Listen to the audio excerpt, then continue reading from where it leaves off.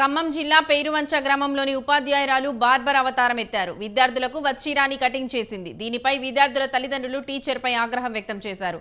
అవమానానికి గురై పిల్లలు ఆవేశంలో ఏదైనా అఘాయిత్యం చేసుకుంటే దానికి బాధ్యులు ఎవరంటూ నిలదీశారు. ఉపాధ్యాయురాలిపై చర్యలు తీసుకోవాలని డిమాండ్ చేశారు.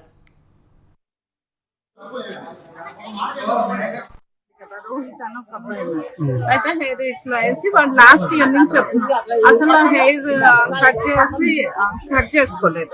అయితే నేను అన్నా కదా హెయిర్ కట్ చేసుకోలేదు మార్చేవంటే నీ జుట్టు కట్ చేస్తారా, నువ్వు ఇట్లా వస్తున్నావు రోజు అంటే మేడం నా పరుగు పోతే ఊర్లో నా హెయిర్ కట్ చేయొద్దు ఏమొద్దు అని అన్నాడు.